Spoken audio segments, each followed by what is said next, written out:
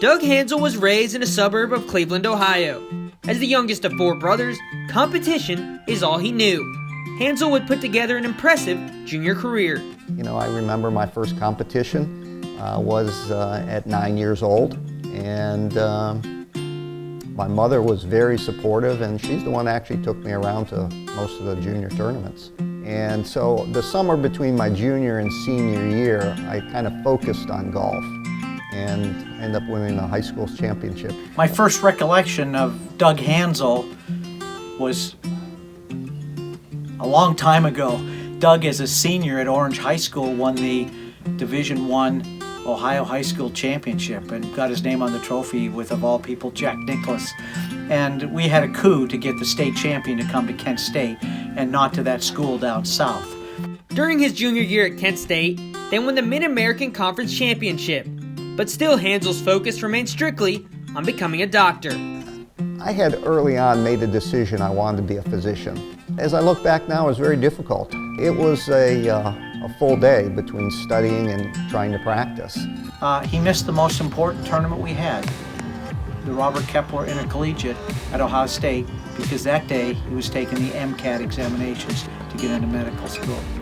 And we knew, and everybody knew, how important education was to Doug, and his goal was not to be a professional golfer, but to be a medical doctor, and he certainly showed that. After finishing medical school, Hanzel and his wife moved to the Landings in Savannah in 1979, where they would work and raise a family. Since then, all he has done is fill up newspapers and the record books. In 2004, he captured the Georgia Mid-Amateur Championship and is also a 3-time winner of the Georgia Senior Championship. Team events have always been special to Hanzel, who has represented our state and our country around the world.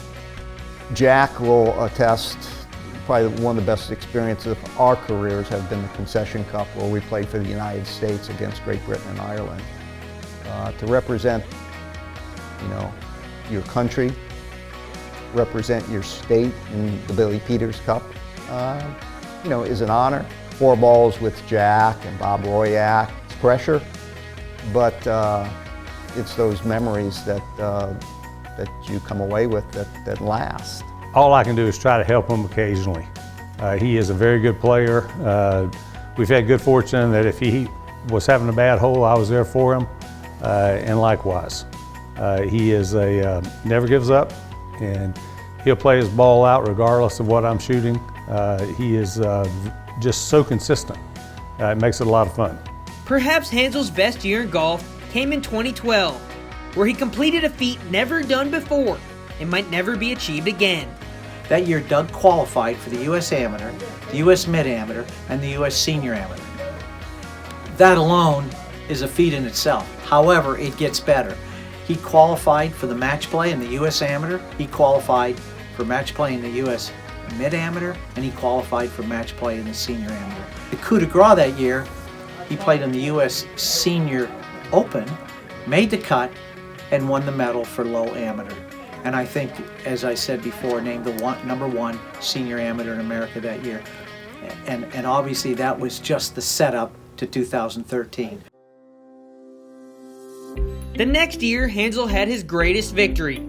He captured the U.S. Senior Amateur Championship at Wade Hampton Golf Club. To win 6 straight matches is pretty tough. But I recall I was just really focused on what I was doing and didn't make some of those dumb mistakes that you look back on and say, how'd that happen? So it was something I look back now and just say, wow, that was special.